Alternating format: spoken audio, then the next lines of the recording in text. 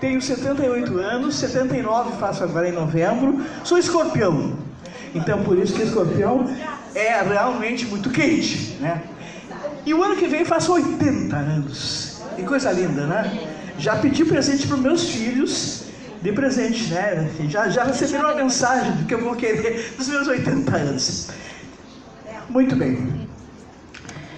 Eu quero falar primeiramente sobre aquela palavra nova. Todo mundo consegue ver ali a idade do envelhecente. Envelhecente, eu pensei assim, nós temos a adolescência, que é um período terrível, né? A adolescência, eu me lembro que quando eu entrei na faculdade de psicologia, eu tinha 40 anos. Era professora de línguas e me questionei o que eu seria depois da aposentadoria, que eu me aposentei com 47, que eu seria mais uma professora correndo de escola em escola, etc., por uma merrequinha de salário. Aí eu decidi fazer uma nova faculdade. Estive entre Direito e Psicologia. Fui fazer uma pesquisa na área de Direito e naquela época eu comecei a perceber assim, advogadas estavam em imobiliárias, nas lojas, sei lá. Eu digo, eu vou ter que romper uma barreira muito grande para poder ter sucesso e aos 40 anos, 45 é bem difícil, sozinha, né, iniciando. Mas aí uma das colegas de trabalho me disse, Zé, de tu te dá tão bem com os pais, com os alunos rebeldes da escola, com a comunidade. Eu sempre fui muito participativa na comunidade. Quem sabe tu faz a psicologia? E realmente eu entrei na psicologia com 40 anos, com colegas de aula de 16, 17 anos, 18 anos. Vocês podem imaginar, né? Uma velhinha de 40 anos, junto com as adolescentes de 16, 17 anos. Até o segundo ano, mais ou menos, eu tive alguns assim, problemas não de adaptação, mas de que eles me vissem, não como uma mãe, me vissem como uma colega. Eu sou muito espoleta, eu sou muito divertida, eu adoro, sou muito alegre, eu gosto da vida, então... Às vezes eu era mais bagunceira dentro da sala de aula. E isso aí quebrou também alguns preconceitos e as colegas começaram a me tratar realmente como uma colega. Não era a dona Zéride, nem a senhora, era Zéride mesmo. Mas o que eu quero relatar é um fato bem interessante, que é um ponto de partida para a nossa palestra de hoje. Quando a gente entra na faculdade, entrava na PUC, eu fiz na PUC, havia um psicotécnico. Nesse exame psicotécnico era visto, avaliada a inteligência, faziam testes projetivos para ver se a gente tinha problemas, não tinha problemas, etc. e tal. E finalmente tinha uma tal de entrevista. Nessa entrevista era o elemento assim, que cortava, que barrava, que eles não queriam que entrasse. Olha, numa entrevista, tu pode dizer, mas não prestou, respondeu errado, respondeu assim, tem problema, não serve. A entrevista realmente é muito subjetiva para quem faz a entrevista. E para quem se presta a ser entrevistado, sei lá, nunca se sabe se o que a gente está dizendo é certo ou errado. Porque de acordo com os parâmetros, com algumas coisas que eles acreditam que seja, né, seria o certo ou seria o errado. Aí me fizeram a tal de entrevista e a psicóloga, ela vai e me perguntou, olhou a minha ficha, 8 de novembro de 1939. Só fosse uma cara como dizendo, são 40 anos. Eu digo, sim, 40 anos. E aquela surpresa dela era tão grande que eu fiquei pensando, bom, será que a mulher... Não, o que está vendo com a idade? Algum problema, né? Mas, só que ela me disse, o que tu queres com a psicologia? Como diz, eu não sei se interpretar o que tu queres nessa idade com a psicologia, ou o que tu vai fazer com a psicologia. Bom, dá lugar a várias interpretações. Só que eu disse o seguinte, eu digo, olha, eu interpretei do ponto de vista, diríamos, do que eu estava sentindo. Aí eu respondi para ela o seguinte, eu tenho 40 anos, eu terei 40 anos mais de vida pela frente, com a grande diferença de que eu estou iniciando com uma experiência de 40 anos. Eu não sou uma menina de 16 anos, um adolescente de 17 anos. Eu sou uma pessoa adulta com 40 anos, com 3 filhos adolescentes, e a visão é diferente, a perspectiva é diferente. Única pergunta, não me fez mais pergunta. Ela foi depois minha professora do 2º ano, quando entrou na sala de aula, eu sentava, eu era muito, bem, aquele CDF, sentava na frente, em primeiro lugar. Ela entrou, olhou, a menina dos 40 anos, a menina dos 40 anos, ficou, inclusive se comentou muito, porque hoje já é bem mais comum que as pessoas entrem com essa idade. É bem mais comum, graças a Deus. Houve uma reviravolta, uma revolução dentro de toda diríamos, as vivências que nós levamos, e as pessoas pensam realmente, como eu pensei. Bom, com 40 anos eu tenho 40 anos, mas aqui eu não vou começar do nada, eu vou começar com experiência de vida. E essa experiência de 40 anos, onde eu estava fazendo já, eu entrei no magistério com 22, quer dizer, 18 anos de magistério me dava uma chance de domínio, com certeza. Me formei com 45, quando me aposentei aos 47 anos, eu não senti aposentadoria. Simplesmente passei de largo. E passei de largo num embalo só. Porque, em seguida, pela minha maturidade, eu comecei a pensar, bom, eu tenho que trabalhar numa área que ninguém ou que poucas pessoas trabalham. A maioria dos psicólogos era de crianças. A maioria dos psicólogos trabalham com crianças, infantil, Digo, não, eu vou procurar trabalhar então com adultos. E logo depois, eu comecei a pensar, mas ainda dentro do adulto tem que haver alguma coisa muito específica, muito especial, diferente. E aí não tinha ninguém do Rio Grande do Sul que trabalhasse com a sexualidade. Porque nós, dentro da formação da psicologia, nós, principalmente dependendo da linha da faculdade, estão dando uma visão muito... Tipo assim, a psicanálise, por exemplo, determina que tudo é decorrente dos problemas sexuais da infância. Nada a ver. Eu não tenho essa linha de trabalho. Eu fui procurar uma linha para me especializar e fui buscar a logoterapia. Logo quer dizer sentido, então o sentido da vida era o trabalho que eu ia desenvolver. A logoterapia foi criada por Viktor Frankl. Ele já é falecido, é uma linha humanística existencial que vê o ser humano como um ser em evolução e em constante modificação. E cada um é cada um. Eu não comparo nem tu, não. Cada pessoa é um mundo diferenciado. Então, essa linha de trabalho foi que eu fui me especializando. E quando eu estava com 50 anos... eu fui convidada a dar uma palestra num grupo da terceira idade em Canela, um Congresso Nacional de Clubes da Terceira Idade. 450 pessoas acima de 60 anos que vieram de todo o Brasil para esse congresso. Era, me parece, o primeiro congresso dos clubes da melhor idade. E o presidente da Associação dos Clubes da Melhor Idade me disse: Zé, eu quero que tu fale sobre sexualidade na terceira idade.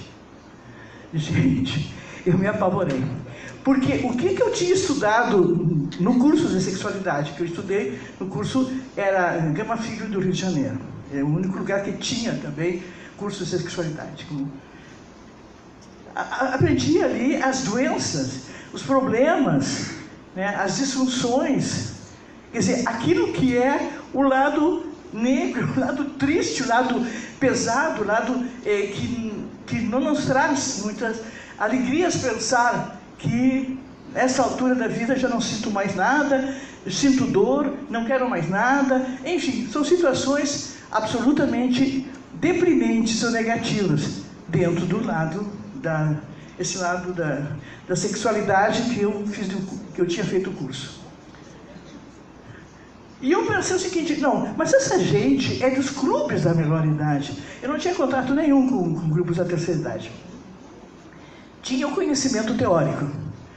Essas pessoas estão querendo viver. Essas pessoas gostam de viver. Essas pessoas gostam de sentir esse calor, essas coisas boas da vida.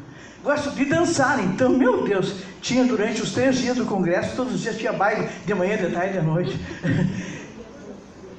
Gente, eu digo, eu vou ter que arquitetar, organizar uma palestra totalmente diferente do conhecimento que eu tinha do assunto de como era a manifestação da sexualidade na terceira idade.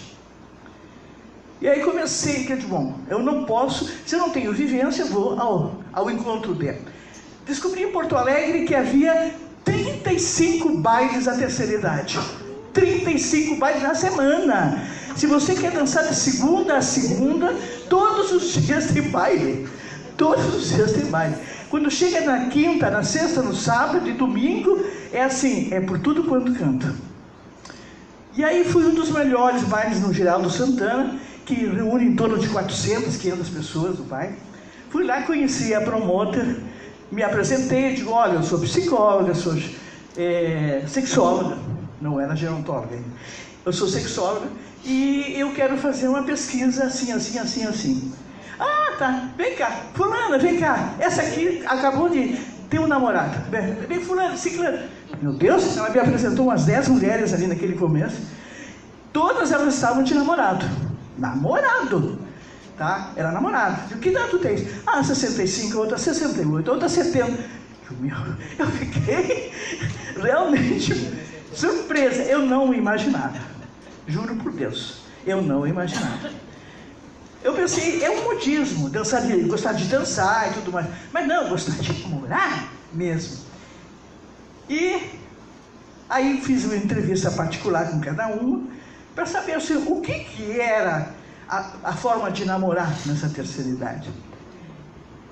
Ah, e a gente faz... Bom, aí depois eu vou contar o que faz. E aí eu fui descobrindo o que era importante e que era totalmente diferente daquilo que a gente estava trazendo em termos de nossa formação de jovem, né, de adolescente, de jovem, etc. e tal.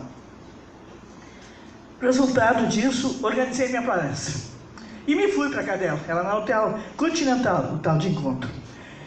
Quando eu cheguei lá, a minha palestra era a abertura. Olha só, que responsabilidade. A abertura do congresso para sexualidade na terceira idade. Eu digo, bom, eu vou ter que bombar aqui, né? Porque realmente a abertura do congresso, 450 pessoas de todo o Brasil, nordestinas, tinha a rodo, porque eles adoravam, frio no sul, né? Então tinham vindo todo mundo para o frio. E comecei a falar, e aí fui indo. Bom, eu terminei a palestra, fui aplaudida em pé, e foi uma emoção muito grande. Eu atualmente me emociono porque eu me lembro da reação do público, né? E aí foi que me deu aquele start. É aqui que eu vou me dedicar. É aqui que eu vou me centrar. E fui então fazer o pós-graduação em gerontologia e fiz o tripé, né? Psicologia, a sexualidade e gerontologia. E isso me deu, então, uma abertura muito grande. Abertura que, entre outras coisas, fui chamada à televisão, programas de televisão, muitos programas. Aí eu chegava em casa e a minha mãe, né, ela era uma pessoa muito aberta, mas tinha seus preconceitinhos também, tinha seus mitos também. E aí, claro que a Zete vai para a televisão, todo mundo, e eu avisava todos os meus amigos, olha, hoje eu sou entrevistada na televisão, né? Aí chegava em casa e dizia ela assim, minha filha, que vergonha, o que foi que eu fiz? Imagina tu falando em pênis e vagina na televisão. Mas o que tu queria? Que eu dissesse pinto e Não. Essa é a verdade, gente. É a eliminação, diríamos, o rompimento do preconceito, dos mitos, que nós temos que cortar, realmente. E a partir daí, então, foi meu trabalho nesse sentido. Eu cito os problemas que podem existir, claro que sim. Existem problemas, com certeza, e atualmente ainda tem coisas bem sérias, como AIDS, na terceira idade, etc. e tal. Mas o mais importante é a nossa preparação psicológica para vivenciar esta energia. Vocês hoje de manhã tiveram uma experiência com a Cristina maravilhosa, no sentido do desenvolvimento dessa energia. Para cima, para baixo, para cima, para dentro, para trás. Eu fiquei de língua de fora. E muita gente, eu acho que ficou de língua de fora aqui também. Que a gente não está muito acostumado a todos esses exercícios. Mas isto é ótimo. Isto é vida. E aí eu comecei a pensar que chamar de idoso... não, é a mesma ideia de que tem muita idade. E aí me lembrei assim, bom, o que é o adolescente? O adolescente é aquele que é uma etapa de transição à adolescência entre a criança e o adulto, não é verdade? Criança lá, 8, 9, 10, 11 anos, já inicia e nós já começamos a pensar que o pré-adolescente, que é uma idade terrível, e aí o adolescente vai em frente. Quem tem filhos e que teve filhos sabe o que é isso. E isto vai até os 18, 20, e às vezes até muito mais, hein? Tem gente que tem 30 anos e que ainda é adolescente mentalmente, né?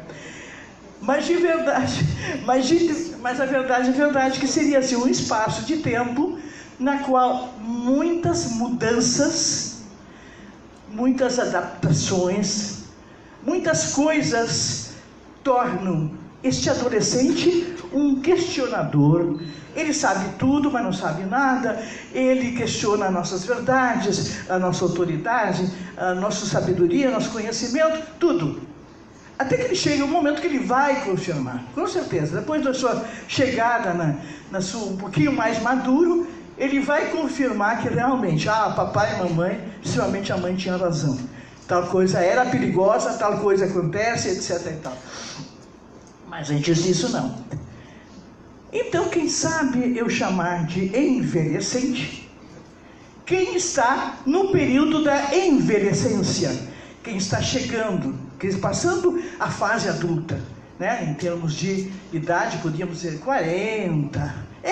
Nesse período, 40 a 45, que começa a acontecer algumas coisas com a mulher, com o homem mais ou menos, né? Ele se olha no espelho e diz, cabelo grisalho, hein? Oh, tô bacana, tô bonito.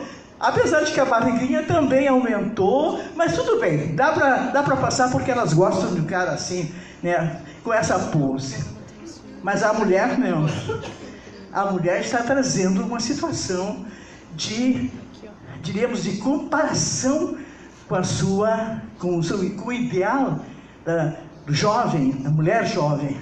E nós olhamos as páginas de todos, revistas e novelas e tudo mais, bonita é aquela mulher magra, linda, elegante, tá sem gordurinha, e fazer plástica, porque o ideal da beleza feminina parece que deve, entre aspas, permanecer. Isso não é verdade. Então, envelhecente é aquela pessoa que está num processo de envelhecimento. Processo. Um processo, vocês que são do judiciário sabem o que é, né? Pode durar 20, 30, 40 anos, né? Pode, né? Pode. Pode. Então é ótimo falar. Porque eu já soube de alguns processos que estão levando 25, 30 anos ali. Como pode ser, por mais rápido que seja, é 1 ano ou 2, por mais rápido que seja, né? De vez, é nessa média.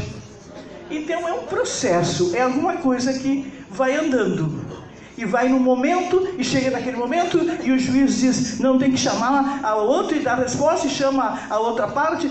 Bom, eu estou sofrendo um processo aí em Porto Alegre, de um despejo de um apartamento meu, que faz 2 anos, e não consigo. Porque sempre tem um apelo, uma apelação do outro lado, para manter, para continuar residindo na minha casa. Então, processo é algo muito complicado, mas que a gente tem que ter paciência. É o processo de envelhecimento. Então aí nós vamos falar um pouquinho sobre o que é envelhecimento. Então, envelhecente é quem envelhece. Nós somos envelhecentes. É melhor chamar-se de envelhecente que chamar-se de velho, né? Então, assim, todos, a maioria, né, tem gente muito jovem aqui, mas tem gente que já passou dos 60, 70. Então, somos envelhecentes. Envelhecentes e envelhecentes. Essas duas palavras vocês vão ver. Então, a idade do envelhecente seria ligado com aquela idade prévia, assim, tipo 45, menopausa é um ponto, né, marcante na envelhecência, e a andropausa no homem, que em torno de 55, 50 anos, 60 anos mais ou menos. Agora sim. Mas o que nós vamos falar depois de explicar isso? Sobre a sexualidade do envelhecente. Segue. Bom, algumas coisas sobre o meu trabalho, do que atualmente eu sou presidente da Associação de Gerontologia do Rio Grande do Sul. É a sociedade que reúne todos os gerontólogos, ou todos os estudiosos da gerontologia, da envelhecência, dentro do estado do Rio Grande do Sul. Esse é meu cargo atual. Já existiam algumas histórias aí por trás, de mais de quase 30 anos que eu desenvolvo esse trabalho com os idosos. Vamos em frente. Bom, qual é o grande problema, gente? Maior, quando se chega nessa idade-chave dos 50 anos. A gente descobre o que está acontecendo na nossa vida. Nós descobrimos que há mudanças muito marcantes no meu eu em relação aos outros. Primeira coisa, o espelho, como dizia a Cristina hoje de manhã, é o que vai dizer, espelho, espelho meu, quem é mais belo, velho, sei lá o que eu. Porque nós descobrimos na frente do espelho que há coisas que realmente não existiam antes. Então, a L'Oréal, aquela não sei quanto, ganha bastante com tinta, né? Pra gente pintar o cabelo. Eu pinto o cabelo, com certeza. Os cremes, Q10, Q20, que não sei quanto, que a gente coloca para prevenir as rugas. E tudo uma série de coisas que aparecem como elementos físicos. E que nós descobrimos assim, bom, mas não é exatamente isso, eu não era assim. Olha a fulana, e sempre tem alguém com quem a gente tem que se comparar, sempre. Infelizmente sempre tem, ou é uma prima, ou é uma amiga, ou é uma vizinha com quem a gente se compara e a gente descobre, né? Fulana é mais ou é menos do que eu. Eu fico muito feliz, porque geralmente sempre é menos. Bom, aí nós descobrimos o quê? Essas mudanças bem marcantes no nosso eu, a seguridade social. Gente, uma coisa importantíssima. Nesse período da vida, é que acontecem duas coisas na vida de uma mulher, geralmente. Do ponto de vista espiritual, educacional, etc. Separações e viuvez. Eu já descobri, por exemplo, aliás, quantas viúvas tem aqui? Levante a mão. E que poucas, hein? Meu Deus. E quantas separadas tem, então? Aí tá. Bom, que geralmente eu pergunto quantas viúvas tem. A maioria são viúvas.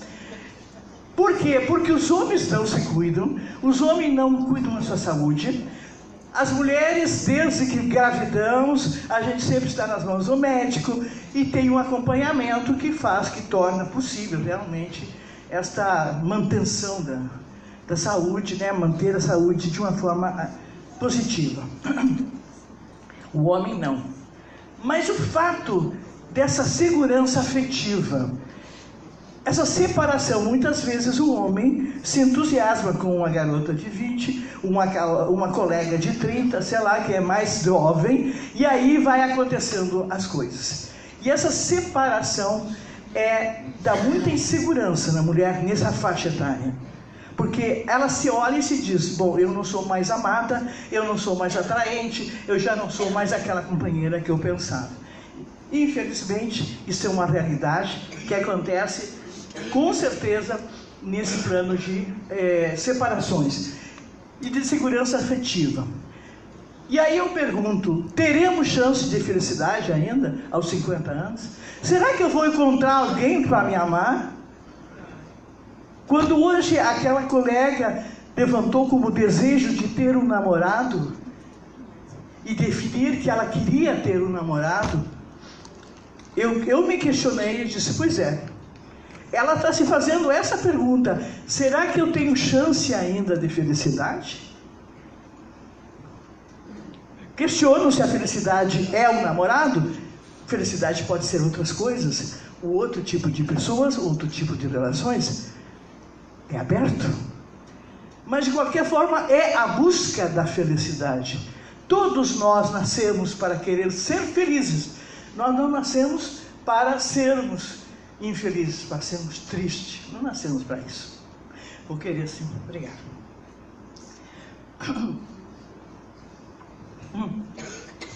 Ainda não. Outra pergunta que se faz é a seguinte, gente.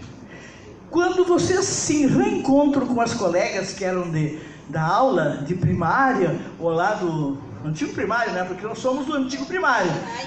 Ainda. Nós somos do antigo primário. O do ginásio.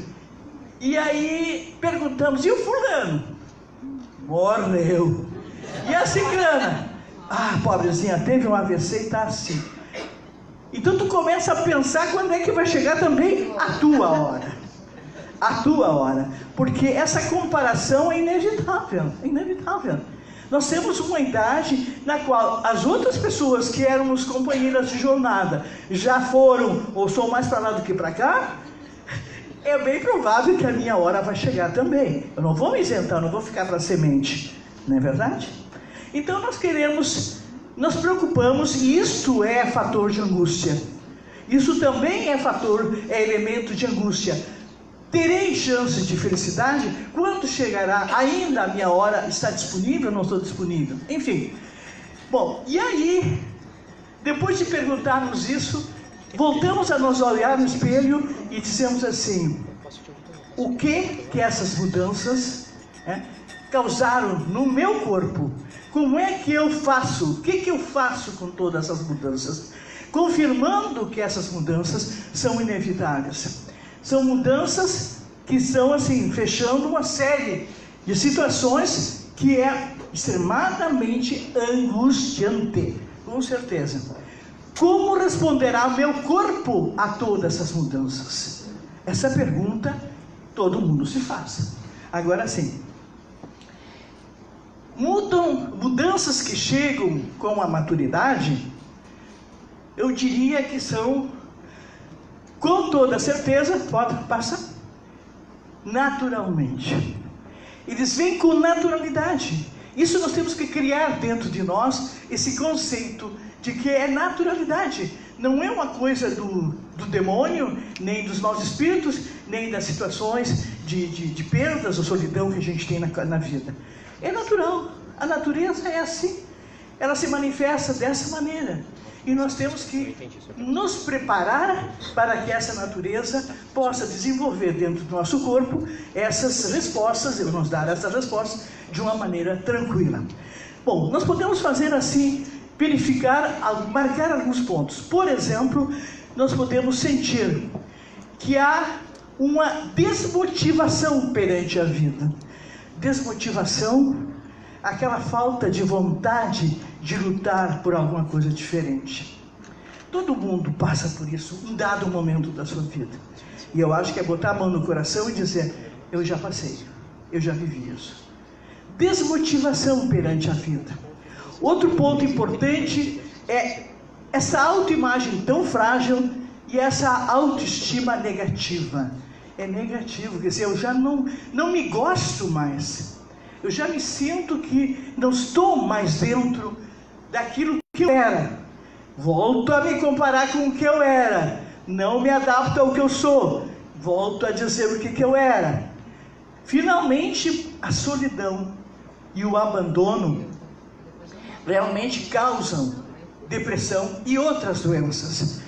Eu tenho um trabalho da linha psicossomática que diz o seguinte: 98% das nossas doenças nascem primeiro na nossa mente, na nossa psique. Então, se nós não estamos preparados para enfrentar isso, não adianta. Nós vamos adoecer mesmo, queremos ou não queremos. Nós temos que estar preparados, nós temos que estar em condições saudáveis, mentais, para nós fazermos realmente essa mudança, ou enfrentarmos essa mudança. Bom, separações, sentimentos, viuvez, perdas familiares ou de amigos e o medo da morte. Esse medo de que fulano já morreu, ciclano já morreu, né? Às vezes perde os pais também, e aí a pessoa fica, né, muito triste, muito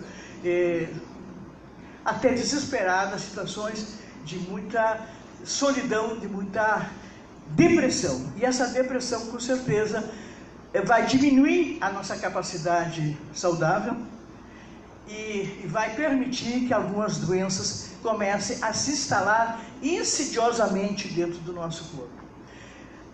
Uma coisa que eu acho assim extremadamente séria é a aposentadoria. Eu estava falando com o diretor Neto e conversando com ele sobre a questão da preparação para a aposentadoria. Nós sabemos, isso estatisticamente está comprovado, que as pessoas não estão, eles dizem assim, não, vou me aposentar, então eu vou ficar de papo pro ar, vou aproveitar, vou viajar, vou fazer um cursinho de artesanato, vou cuidar dos meus netos, enfim. Tá, 1 mês, 2 meses, 3 meses. No 4º mês aquilo já não é mais muito viável, aquilo já não é muito aceitável. E quando nós queremos ver, nós estamos assim, zanzando da seca para a meca, buscando coisas para fazer, porque nós não preparamos esse novo espaço de vida. Esse novo espaço de vida. É um novo campo de energia que ele surge na nossa vida para diminuir essa capacidade de enfrentar o dia a dia. A preparação para a aposentadoria é um curso que tinha que ser obrigatório em todas as profissões, todos. Porque eu posso exercer uma profissão até um determinado tempo, como trabalhando numa empresa, sei lá o quê, e lá pelas tantas eu saio daquela. Eu só cito um fato bem interessante. A Secretaria de Segurança do Rio Grande do Sul, eu participei de um programa que se chamava Grupos Vulneráveis. E aí, esse programa, nós trabalhávamos, eu era a única pessoa que não era do quadro de carreira, não era da secretaria, fui contratada para trabalhar sobre o idoso, sobre a questão do envelhecimento. Por quê? Eu fui ver, computar junto à questão de direitos humanos da própria secretaria e perceber a grande quantidade de pessoas que se aposentavam e que eram alcoólatras, ou que entravam em depressão, ou que se suicidavam. O suicídio na Secretaria de Segurança é a secretaria que tem maior índice em pessoas que se aposentam. Por quê? Porque a segurança é aquela coisa, enquanto eu tenho um cargo, eu sou o delegado tal, eu sou o chefe tal da polícia, o que eu sou? Eu sou respeitado, queira ou não queira, goste ou não goste da minha cara, todo mundo vai dizer amém porque tem medo, né? O sujeito sai do seu cargo e até na família ele já não é mais ninguém. E isso aí traz para ele uma sensação total de vazio, de angústia, de medos, de solidão. Eu não sou mais a pessoa importante que eu era. E isso por quê? Porque ele não estava preparado para enfrentar essa aposentadoria. Então a preparação para a aposentadoria é um projeto que deveria existir em todas, principalmente nas áreas que nós trabalhamos com pessoas, com seres humanos, né? Com a parte humana. Outro assunto são o nível de preconceitos, de mágoas e de inseguranças e crenças. Vocês sabem que os preconceitos, eu diria que talvez seja o maior dos problemas que nós trazemos entre os 40 e 50 anos. Preconceitos.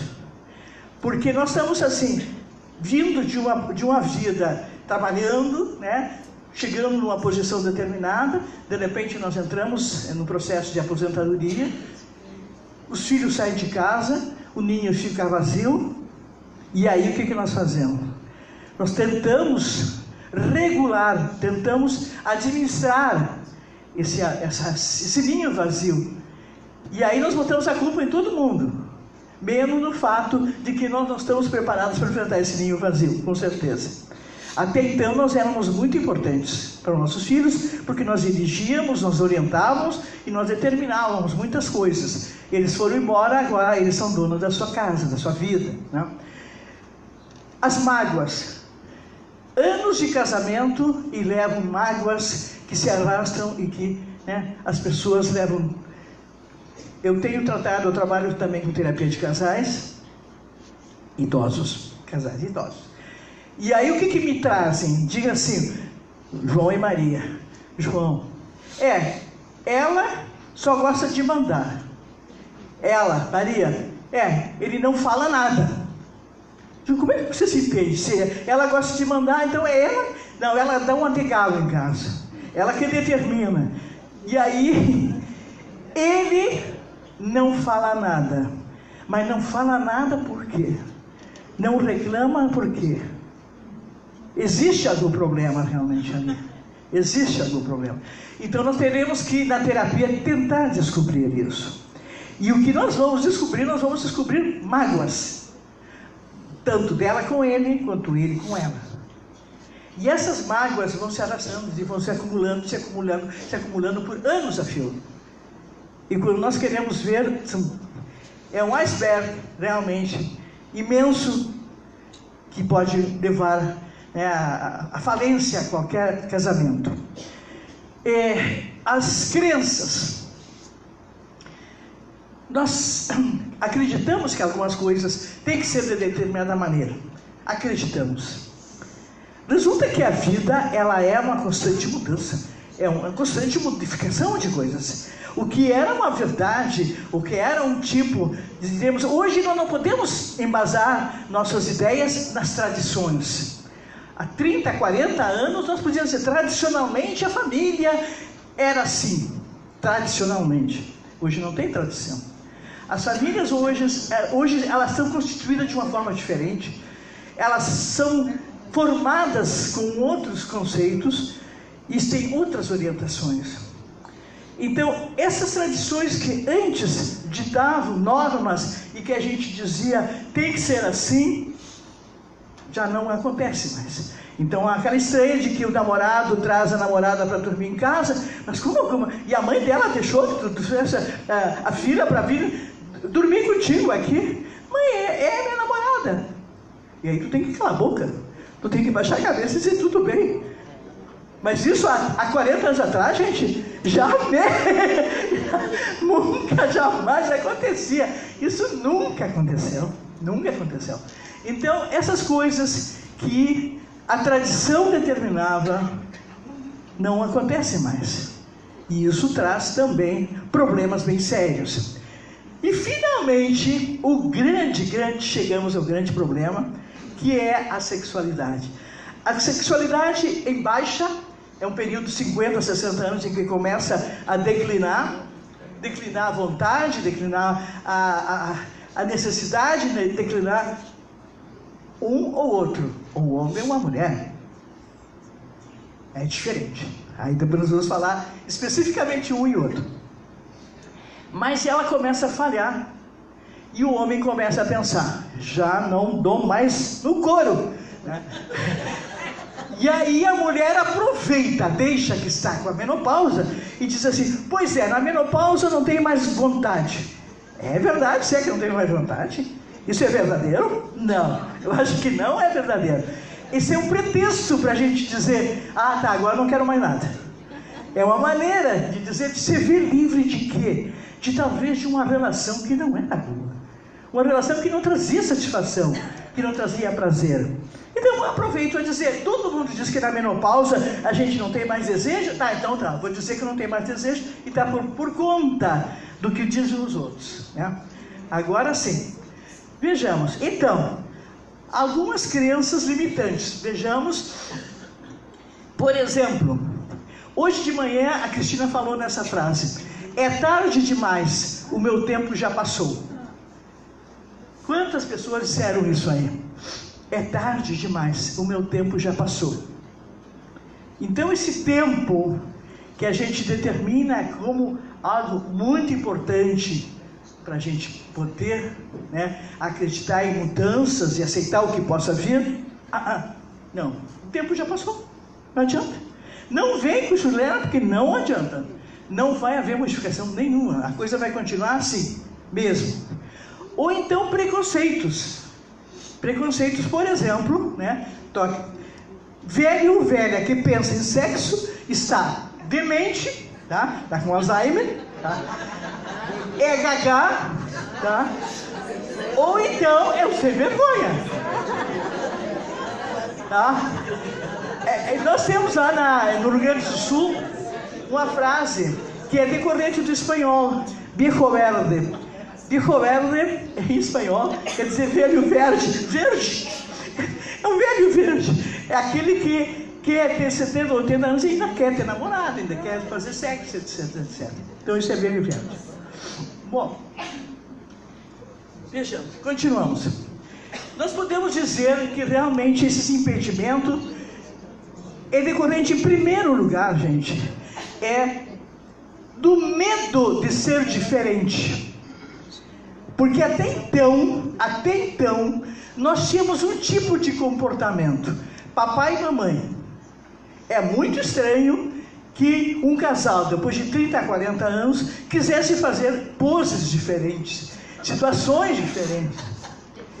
É estranho, né? É estranho. Então, o que nós temos é o medo de ser diferente. Imagina, eu tenho ideia de que eu quero fazer. Eu quero fazer... Gente, nós somos todos adultos aqui, né? Todo mundo é adulto. Não tem nenhuma criança, né? Não. Tem alguém que está já tapando a cara ali. Eu queria saber o que é esse tal de sexo oral. Tu tá doida? De onde que tu tirasse isso? E aí é uma vergonha, né? Aí a mulher não vai, nem que a vaca tussa, ela vai repetir esse desejo, esse sonho, essa imaginação que ele tem. Não vai. Por quê? Porque sabe que o marido jamais na vida vai admitir isso aí. E falar nisso, pior ainda. Falar ainda piora. Comentar, pior ainda. Então, a gente vai descobrir... Ai, obrigado. Certo. Eu acho que eu vou tirar o casaco.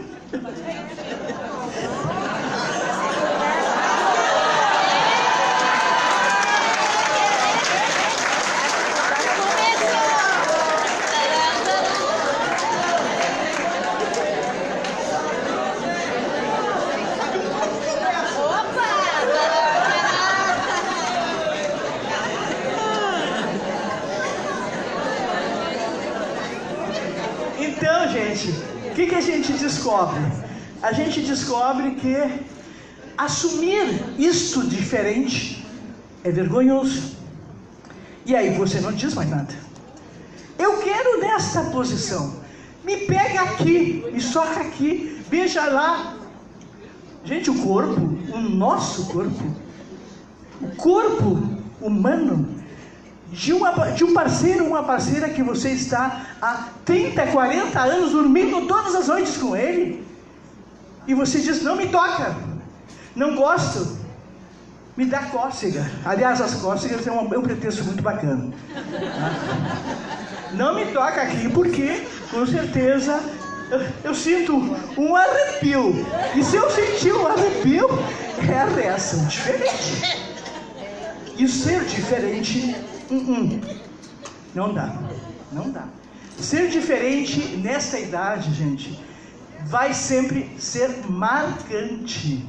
Vai definir que eu tenho alguma coisa diferente. Eu tenho que... Não estou nos meus 13, como se diz, né? E aí nós descobrimos outras coisas. Por exemplo, que mostrar atitudes, ou pedir coisas, ou falar de coisas, é fora do padrão. Até com as amigas. Comentar é fora do padrão. E isso tudo nos traz muita tristeza. Porque nós começamos a engolir aquilo, a introduzir para dentro de nós, introjetar para dentro de nós aqueles sentimentos frustrantes de que, e se der certo? E se eu permitisse que fizesse isso? Ou se eu fizesse tal coisa? O que será que ia acontecer? Essa pergunta, realmente, a pressão social vai fazer força para que não aconteça. Então, o medo de arriscar, que leva a pessoa ao desconhecido. O medo de arriscar. O fato da crítica. O fato do que ele vai dizer, ou o que ela vai dizer. Muitas vezes até o homem, eu já conheço muitos homens que me disseram assim, Zélich, eu disse para minha companheira, ou para minha esposa, para minha mulher, deixa eu fazer tal coisa. Tá, mas o que é tal coisa? Não, ele não se anima a me dizer, a mim, que eu sou terapeuta, não se anima a dizer, que o que é? É sexual? É isso mesmo. É isso mesmo. Porque eu vi um filme que aparecia tal coisa. Eu vi um filme. E o filme foi um estimulante dele. Ele queria saber o que era e como se sentia. No filme tinha essa resposta. O cara estava assim, altos braços. Mas ele queria saber se ele também podia fazer e sentir, né? Se ele podia sentir e fazer a mesma coisa. Bom, então, essa coisa, o medo do desconhecido, do que possa acontecer numa relação diferente, em atitudes diferentes, isto é cerceador. Isso é um elemento que corta e que determina realmente outras situações. Por exemplo, medicamentos. Nós sabemos que nessa idade se tomam medicamentos para diabetes, por exemplo, que pode causar impotência. Mas não vocês vão ver mais à frente, que não é só daquela maneira que acontecem as coisas. Acontecem de outras maneiras. Nós vamos conversar. Doenças degenerativas, doenças que se apropriam do corpo e que determinam que a pessoa já não tem aquela reação, dificuldade de comunicação e não ter com quem falar. Gente, a coisa mais séria é tu não ter com quem comentar o que tu está sentindo, o que tu está desejando. Não ter. Porque se tu vai falar com a tua amiga e tu diz, mas o que ela vai pensar de mim? O que ela vai achar que eu estou fazendo? Estou querendo, como dizia a Cristina hoje, ela deve pensar que eu tenho um amante, que eu estou querendo fazer coisas diferentes. Então, a comunicação, a vergonha e o sentimento de culpa. Porque aparece aí, então, o sentimento de culpa. Eu sou uma louca, eu sou uma assanhada, eu sou isso, eu sou aquilo, porque eu estou querendo coisas que eu não fiz até agora. Ou quero ter uma prática diferente do que eu tive até agora. Mudanças corporais, né? A menopausa realmente é um inferno. É um inferno.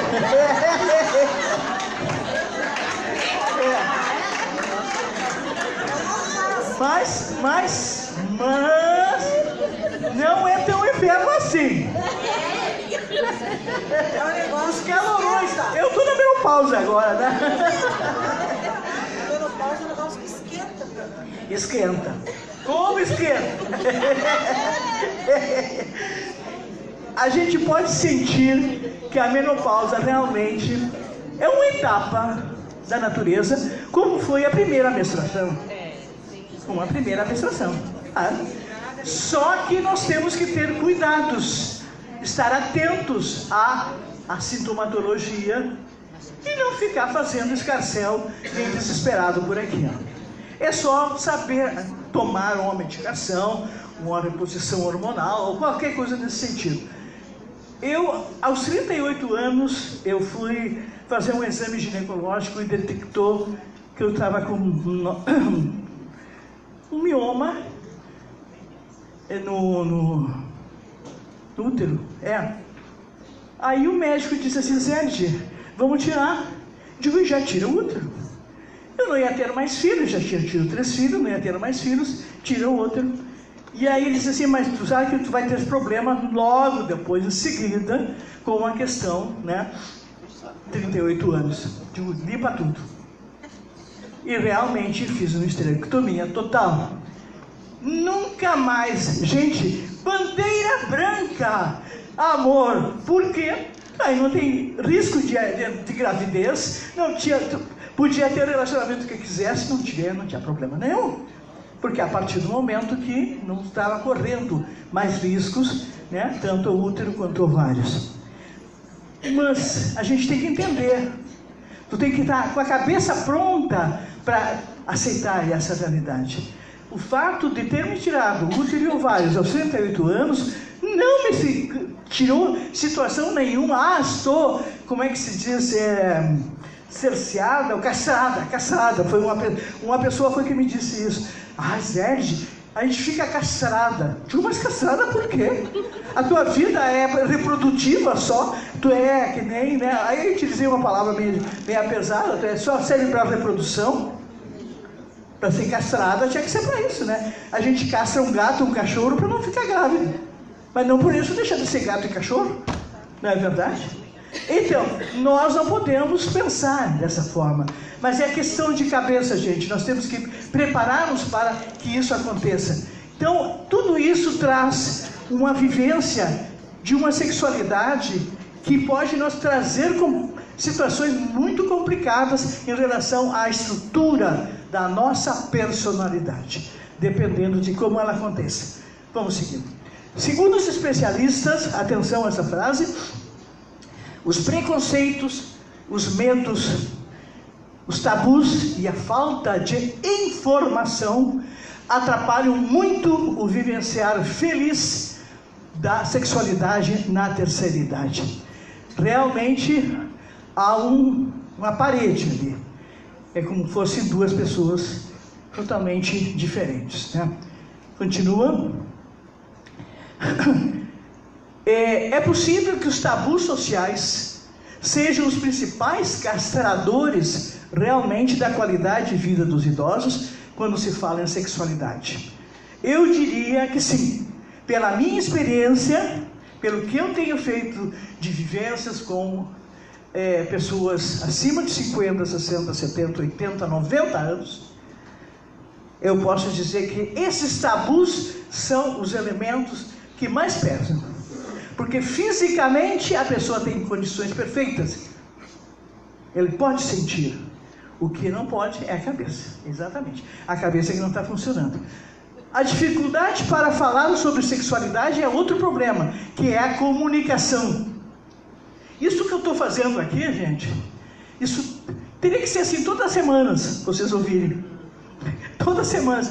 Para sentirem que isso é natural. Que é natural, que é como quem fala da dor de dente, da mudança da cor do cabelo, ou de uma moda de roupa mais estreita, mais larga, sei lá o que. Natural.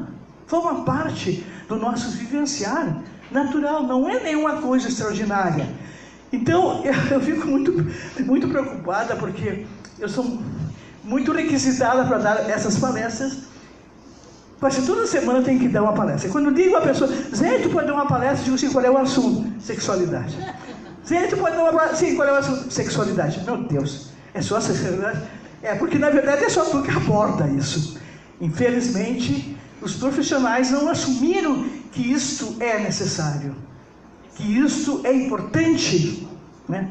Que é muito importante saber fazer essa abordagem, conversar com naturalidade sobre esse fato. Essa separação, essa diríamos, dicotomia, acontece porque as pessoas não estão acostumadas a dialogar, não estão acostumadas a falar uma com as outras, e o casal, mais do que nunca, eles não estão acostumados a falar sobre o que está acontecendo com o seu corpo. Vai. Segue. Aí nós conseguimos descobrir algumas coisas interessantes. Segue. Que, por exemplo, a educação dos idosos, os idosos de hoje, foram educados em que período? Na primeira metade do século XX. É ou não é? A maior parte dos que estão aqui são pessoas que tiveram primário, ginásio, até 1950. Admissão ao ginásio, adolescente, admissão ao ginásio, 11, 12 anos, não é verdade? Foi da primeira metade do século XX. E aí, naquele período, gente, ainda não se falava. Por exemplo, falar em homossexualismo era palavra feia. Era dizer, ai não, isso não, nem comenta sobre isso. Homossexualismo não pode ser. Falar sobre educação sexual, menos que menos. Eu conto uma coisa interessante. Quando eu fiz o curso de sexualidade, o meu tema de conclusão do curso, o TC, foi sobre a frustração da primeira relação sexual do adolescente. A frustração. E quantos de nós fomos frustrados na primeira relação? Porque não havia orientação. O jovem, eu me lembro que eu questionei muitos adolescentes naquele momento que eu fiz esse trabalho. Eu perguntava, por que tu foste na primeira relação? Ah, porque o meu pai disse que eu tinha que ser bem homem. Aquela questão do ser bem homem, tinha que fazer, tinha que, entre aspas, comer a namorada. Ah, se tu não come a guria, tu não é homem. Comer, que coisa chata, né? Meu Deus, é um objeto, é uma comida, é uma coisa assim. Quer dizer, é uma desvalorização do que realmente é a questão da sexualidade. E essa preparação realmente trouxe como resultados uma repressão muito grande das nossas idosas de hoje. Elas ficam perguntando, mas eu posso pensar tal coisa? Eu participei de uma mesa redonda sobre homossexualismo na terceira idade. Gente, foi uma questão assim terrível. Porque quem assumia.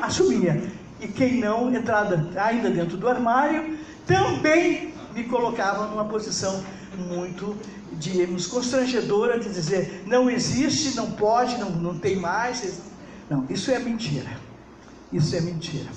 Então, nós podemos dizer que tanto hétero como homossexual, são pessoas que têm a sua sexualidade disponível para vivê-la de uma maneira saudável. Não interessa que se é com o mesmo ou com o sexo oposto. Na velhice, realmente, o fundamental de tudo isso é a comunicação, gente. É importantíssimo essa comunicação. Falar com a sua parceira ou com o seu parceiro. Falar. Dizer o que está acontecendo. Dizer o que vocês querem, o que não querem. Dizer como estão sentindo. Mas isso é um aprendizado, né? Não se sabe muito bem assim se a gente está preparado para fazer isso. Mas nós temos que seguir em frente, segue em frente. E ao contrário do que muitas pessoas acreditam, tá? o amor, o calor, o carinho, a ternura e o compartilhar as expectativas entre elas, entre os parceiros, elas, são as chaves do sucesso de uma vida sexual plena nessa idade. Então, não é a penetração, que nós vamos ver agora à frente, não é isso o mais importante. Não é isso o mais importante. Ao contrário do que nós podemos pensar, o ser humano sente desejos. Qualquer humano, o pensamento de se sentir o seu corpo, de vivenciar prazer no seu corpo, isso forma parte do ser humano. Tanto mulher quanto homem. É uma falsidade a mulher dizer, eu não sinto nada, não penso nada, não quero nada. Não. Olha bem como você gostaria de que alguém pegasse a sua mão e lhe acariciasse. Isso é sexualidade. A carícia na mão é sexualidade. É uma carícia, sim. É um contato da minha pele com a tua pele, sim. Isso é o desenvolvimento da nossa sexualidade. Então, segue em frente. O homem pode sentir, a mulher pode sentir, quer dizer, o desejo de olhar, de querer, etc. e tal, é natural. Isso é natural. Tem uns aí que dizem assim, tu não olha pra lá. Vamos lá. Na verdade, o Papa da sexualidade, que é o Master Johnson, é o maior cara que falou sobre sexualidade, um livrão desse tamanho, ele diz que nada tem a ver o envelhecimento de negativo na sexualidade, absolutamente. Que o ser humano pode sentir até o momento que esteja assim, esticado, com a vela na mão. Está morrendo, está sentindo. Tá? Com certeza. Então, seja lá a orientação sexual que seja lá masculino, seja hétero, homossexual, não interessa. Desejo existe em todos nós. Segue em frente. Podemos então dizer que o desejo sexual, gente, nos idosos, é que o amor que se manifesta entre eles é de uma forma tão natural como entre os jovens. Podemos dizer, com certeza. Não tem problema nenhum. Que o desejo que ele sente, que nós sentimos, é também tanto quanto a gente, o jovem sente, quanto o adolescente sente. Claro que são níveis diferentes, né? Níveis, intensidade diferente. Existem idosos muito tímidos, com muitos tabus, com muitos preconceitos. Então, eles realmente não têm liberdade para consigo mesmo de dizer, eu sinto, eu quero. E isto é decorrente justamente dessa falta de informação, dessa falta de comentar, de nós falarmos entre nós, de sentirmos entre nós o que representa isso, o que é a sexualidade para a nossa idade. Outros são mais arriscados, né? Outros já querem viver essa sexualidade mais plena. E finalmente, tem aqueles que buscam nos seus grupos da sua idade, né, a dança. A dança é um ato sexual. A dança, quando nós dançávamos ontem de noite aqui, fazíamos sexo adoidado, gente. Tinha gente que estava assim por conta. Tinha gente que estava assim. Tinha outros que ficaram sentadinhos, né? Quietinhos. Mas olha, eu olhava no olhar daquelas pessoas. Eu sou muito observadora. Aí eu olhando o olhar, eu pensando assim, como ela gostaria de estar dançando aqui. E é a verdade, a dança é uma expressão, do ponto de vista antropológico, histórico e tudo mais, todos os índios, enfim, todos os nossos antepassados, nossos ancestrais, o que eles faziam? Era tudo ritual para dança, para chuva, porque morreu, porque casou, porque perdeu a virgindade, sei lá. Tudo era feito através da dança. E a dança, então, é uma forma de expressar o nosso corpo para a nossa sexualidade vir à tona. Bom, esta frase vocês vão depois repeti-la no final. Olha só, se alguém já descobriu de onde vem essa frase, eu dou um beijo e um abraço bem apertado. Quem cultiva a semente do amor, segue em frente e não se apavora. Se na vida encontrar de sabor, vai saber esperar a sua hora. Não vou falar ainda. Mas mais ou menos por aí. Quem cultiva a semente do amor, cultivar a semente do amor. Amor quer dizer vida, gente. Amor quer dizer vida. E cultivar essa semente é o que nos leva a desenvolver o desempenho dessa sexualidade. Tocamos então. O próximo estudo vai nos dizer o quê? Que com o avançar dos anos, realmente as rugas e os cabelos brancos aparecem em todos nós. Não podemos dizer que não. Mas não é doença envelhecer, gente. Não é doença envelhecer. Não é doença. É um processo natural. É um processo natural. E é importante que essas alterações a gente possa senti-las de uma forma que não representa algo negativo, nenhum peso para nós. Também sabemos que isso aqui é resultado de um desenvolvimento. Seguimos em frente.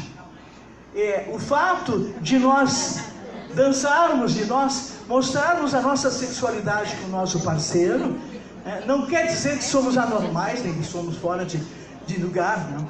Sexualidade, atenção, não deve ser sinônimo de relação sexual. Não é sinônimo de relação sexual. Essa é apenas um dos componentes da sexualidade. Um dos componentes. Um dos 10, ou 15, ou 20 componentes que tem a sexualidade. Sexualidade é muito mais ampla, é muito mais profunda, é uma vibração. Sexualidade é energia. Energia. Isso que eu estou desenvolvendo com vocês, isto é a minha sexualidade que está à flor de pele, que está desenvolvida.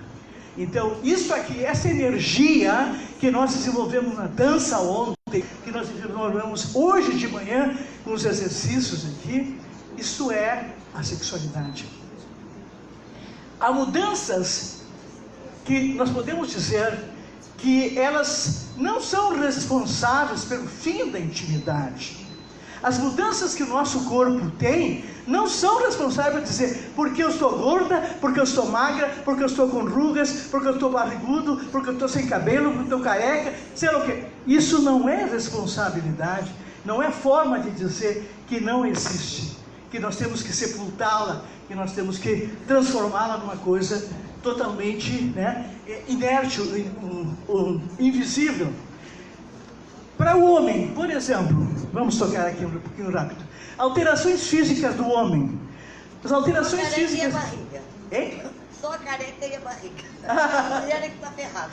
É isso aí. Alterações físicas do homem, existem assim, problemas na ereção, sim, lentidão da ereção, sim, tá? O sêmen não é jorrado de uma forma tão intensa como era quando tinha 20 anos, quer dizer, o jato, né? O sêmen não é feito da mesma maneira, é bem mais lento, enfim. E finalmente, as mais temidas do homem é a impotência e a ejaculação precoce. A impotência é não conseguir levantar. E a ejaculação precoce é o fato de não resistir. Ele entra, levanta e já não aguenta mais, já larga em seguida. Então, e aí a mulher fica a ver na fuça, né? Mas eu pensava que... E o homem fica desesperado. Porque até então, ele dava conta do recado. Ele permanecia mais tempo, ele tinha todo um tempo disponível para que isso fosse satisfazer a mulher. Na mulher idosa, o problema ainda é mais sério, gente. Porque ela ainda se compara com o que era antes, e aí ela se desmerece. Aí ela, não sou mais bonita. eu estou gorda, o seio caiu, tá? A bunda caiu, e tudo caiu. E aí a gente não tem forma de dizer que eu sou, né, aquela Sylphig, aquela Miss que eu era quando eu tinha 30 anos. Né? Tudo isso traz, então, repercussão. Vamos ver algumas. Alterações físicas da mulher. Existe uma situação muito séria, que é a dor no coito, né? Dispareunia.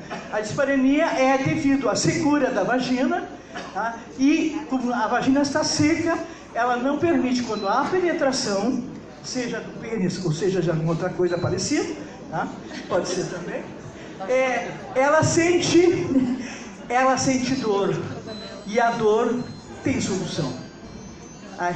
Claro que tem solução, com certeza, tem solução. Tá?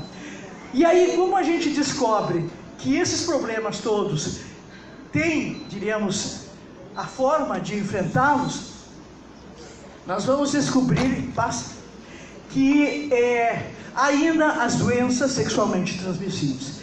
Nós sabemos que as doenças sexualmente transmissíveis são por bactéria, né? Por fungos, vaginites, situações que a gente vai passando, por favor. Passando, por favor. Colega. Tá. Um dos problemas mais sérios é o vírus da AIDS. Isso é o que eu chamo a atenção, porque a AIDS está avançando e de uma forma muito brutal. No Rio Grande do Sul, é uma das preocupações maiores da Secretaria da Saúde, é a questão da AIDS. Por quê? Bom, situações de liberdade, situações da pessoa não ter informação, enfim. Mas tudo isso, passa por favor.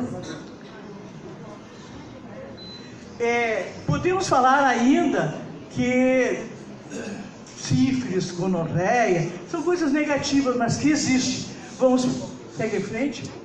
Temos que estar preparados para todos esses cuidados. E de que maneira vamos prepará-los? A primeira coisa é dizer assim: não somos diferentes dos outros. Por ter idade, nós não somos diferentes. E não é para marcar e dizer assim, olha, porque tu é velho, tu é diferente. Não, não é diferente. Não existe essa diferença. Nós temos que entender que sexualidade é uma energia que nasce com o nosso nascimento e vai até a morte. Permanece a vida toda, gente. Sexualidade é uma energia que permanece no ser humano a vida inteira. Podemos entender isso. E que determina quem somos, determina nossas preferências e nossas escolhas sexuais. Também determina a nossa sexualidade a orientação de como vamos vivenciar isso, de que maneira vamos viver, de que maneira afetiva, de maneira física, de maneira espiritual, de que forma isso vai acontecer na nossa vida, e se é uma forma pessoal ou interpessoal, porque sexualidade eu posso viver comigo mesmo. E aí entra um novo conceito, conceito, por exemplo, de sentir o próprio prazer comigo mesmo. Eu não preciso de um parceiro para ter prazer também. Então, são questões que nós temos que pensar que a nossa vida sexual é algo mutante, movimentado, não é uma coisa estagnada, não é uma coisa parada. Ela é constantemente modificada pelo tempo, pelas nossas condições, pela nossa cultura. E aí nós vamos ver também outra coisa, que se nós dermos espaço aos preconceitos, às mágoas, esse desejo sexual vai ser congelado. E eu acho que ninguém vai desejar. Porque na verdade, gente, desejo sexual é o tesão pela vida. É o tesão pela vida. Não precisa ser tesão de penetração com alguém. É tesão de fazer coisas, de voltar a estudar, de viajar, de pegar uma bicicleta e sair mundo afora. Enfim, coisas que são representantes de uma vivacidade. Às vezes a felicidade de um casal, realmente, ele pode deixar de sonhar, mas vamos trazer a possibilidade de mudanças, a possibilidade de que nós possamos ter, né, todas essas coisas gostosas. Vamos ver. E aí, o que realmente vai terciar a sexualidade na terceira idade? A atividade sexual não tem que conduzir obrigatoriamente a uma relação de penetração. Não tem. Não tem. Não tem. Tá? O prazer você tem através da carícia, do carinho, do aconchego, da troca, do estar próximo, do carinho, de estar, né, dormir de conchinha, enfim, tudo isso que representa corporalmente aproximação, mas não necessariamente penetração. Tá? Então, investir realmente é no carinho, é nisso que nós temos que investir nessa idade. É investir no carinho, investir na troca, investir na amizade, investir na entrega dos dois e dialogar abertamente. Vai para frente.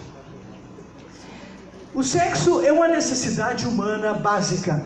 E aí, porque é uma necessidade humana básica, não podemos isentar. Vamos dizer, não vamos negar, fazer de conta que não existe. Existe? Existe sim. Quem diz que não existe, está tapando o sol com a peneira, com certeza. Aí nós descobrimos que essa poesia, de repente lá atrás não dá para ver, mas muito interessante. Aquele rapaz Braulio Bessa, do programa Encontro da Fátima Bernardes, Bessa, isso. Eu comprei o livro dele, achei lindas as poesias, linda, e tirei um trechinho para entender uma coisa. Dizia assim: entenda que nesse mundo, com todo tipo de gente, dá para praticar o amor de 1000 formas diferentes.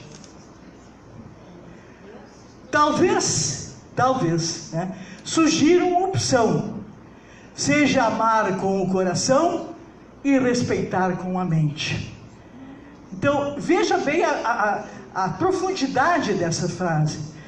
Com todo tipo de gente, há 1000 formas diferentes de amar.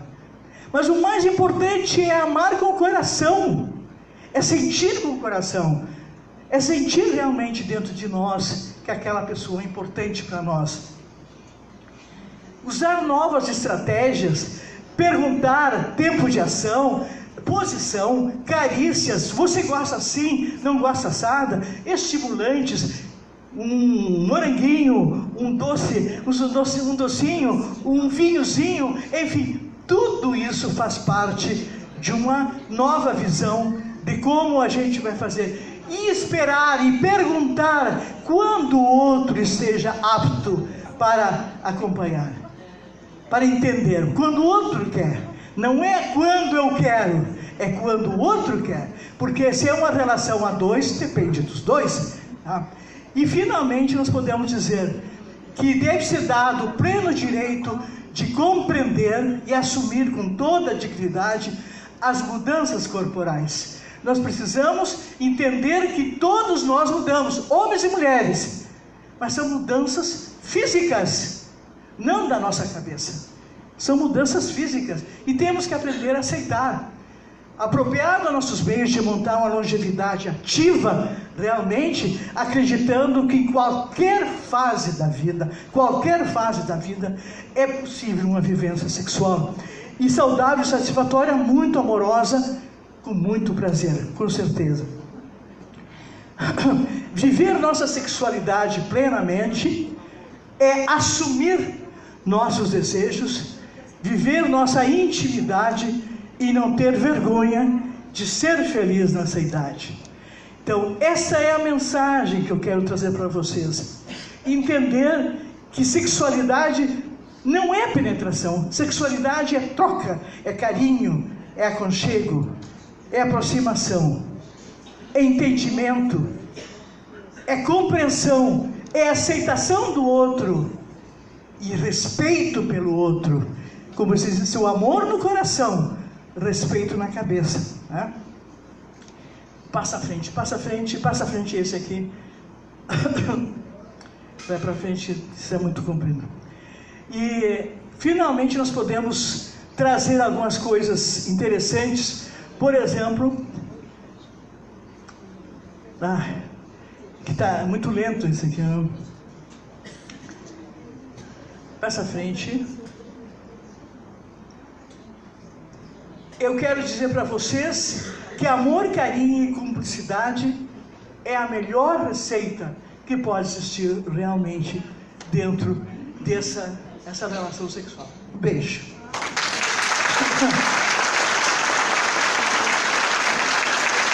Existe. Agora nós vamos descontrair. Vocês querem aprender alguma coisa nova de sexo? Querem? Querem? Querem? Querem? Tá, pra fechar então, vamos aprender uma coisinha nova só. Tá? Pra gente poder assim, dizer, olha, fui no curso, fui lá no encontro e aprendi que tal coisa é pra tal coisa. Tá? Vamos ver o que podemos aprender. Então vamos lá, toca ali.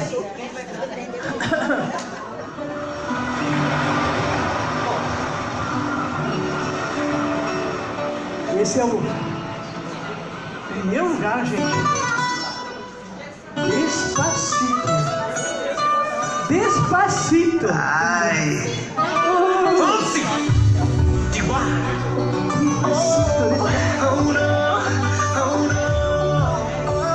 Na verdade, nessa idade, as coisas têm que ser assim. Não pode ser a jato. Despacito. Então, primeira linha, a primeira coisa a incorporar, assim, olha, vamos devagarzinho, tá? Vamos devagar, tá? Primeiro assim, toca aqui, depois toca aqui, depois toca aqui, tá? Despacito, despacito. Bom, então aí, segue à frente. Para a música e vamos seguir com as figuras agora. Bom, coisas interessantes. Gente, esse exercício, vocês não imaginam como desenvolve a sexualidade andar de bicicleta. Procurem aprender a andar de bicicleta. Com certeza. Depois que vocês pratiquem bastante andar de bicicleta, vocês vão ver para que vai servir. Bom, vai em frente. Com certeza. Vai em frente agora. Bom, agora eu vou propor para vocês uma nova forma de usar camisinha. Não, a última não, a dois não. Vai por tempo. Uma nova forma de usar camisinha. Lá atrás não dá pra ver, né? Mas aqui na frente dá pra ver bem, né? Bom, aí o casal tá despacito, né? Conversando. Como é que tu queres? Eu quero assim. Nessa posição. Não gosto. Nessa outra, pode ser. Não, eu gosto daquela outra, né? E aí o olho brilha. Dizer, brilha por quê? Há desejo, né? O desejo está em todos nós, gente. Todos nós sentimos desejo. Então, vai em frente. A lâmina número 1. Da presença, preparar para tocar. Tá, aí está o casal. Agora vai a segunda figura. Segundo ponto, o que nós temos que fazer? No segundo momento, nós temos que descobrir alguma coisa interessante. Por exemplo, usar a camisinha. Qual é o tipo de camisinha que serve? É aquele que tem gosto de moranguinho. Andava onda moranguinho ontem aí, por aí. Quem é que estava de moranguinho? Gosto de moranguinho. Esse gosto ele tem. Quem já utilizou essas camisinhas sabe que tem diversos sabores, diversos sabores. Então, qual é o tipo de camisinha que você vai usar? Ela está dizendo, olha, eu quero isso aqui. Aí ela mostra, né? Eu quero esse tipo. Muito bem. E agora, então, vamos inovar. vamos descobrir qual é o uso inteligente, o uso sustentável, é bem moderno, olha aqui, ó. Inteligente, sustentável, participativo, entusiasmante da camisinha. É ou não é inteligente? É sustentável, é participativo, então é isso aí, gente. Um abraço para todo mundo.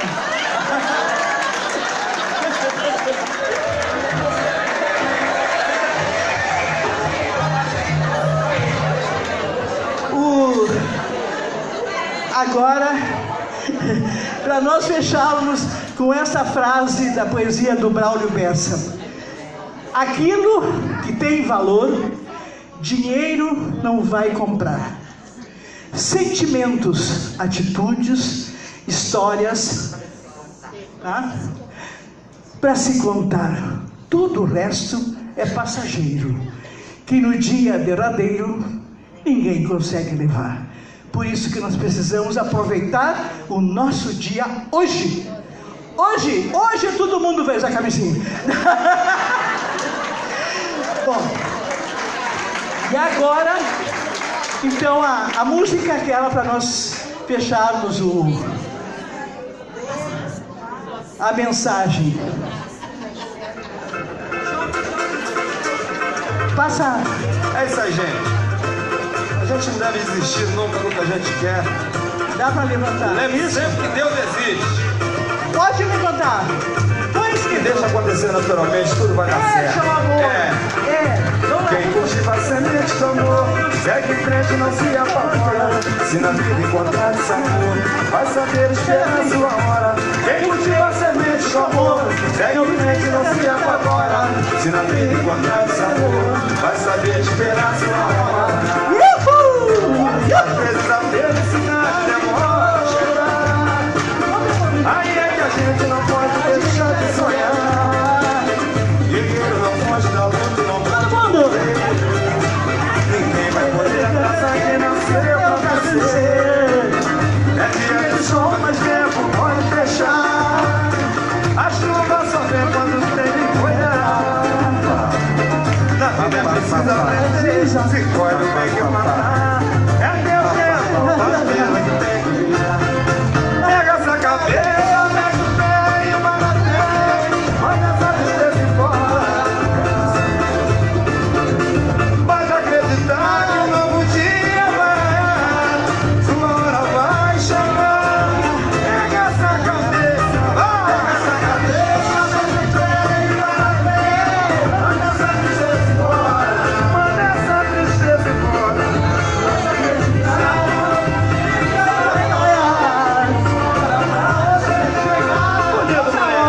Quem cultiva a semente do amor, segue em frente, não se apavora. Se na vida encontrar desamor, vai saber esperar a sua hora. Quem cultiva a semente do amor, segue em frente, não se apavora. Se na vida encontrar desamor, vai saber esperar a sua hora. Às vezes a felicidade demora a chegar. Aí é que a gente não pode deixar de sonhar. Guerreiro não pode dar luta, não pode correr.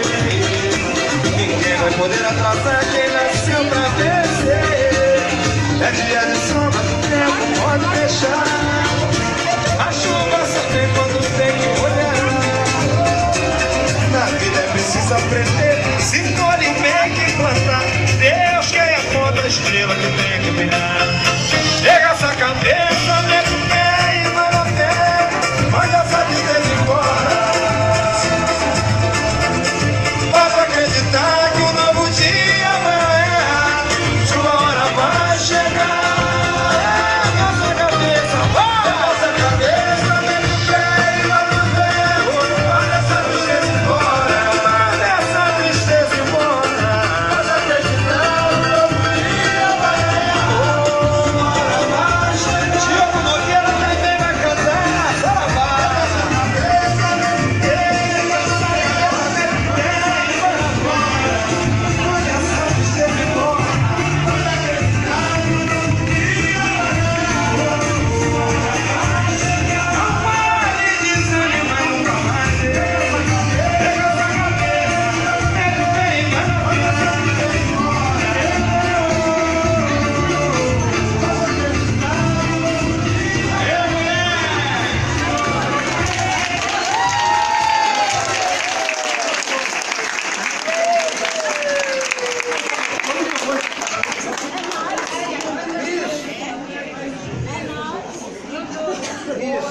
Pessoal, então quem quiser tirar foto com a nossa palestrante, tá todo mundo querendo aí, só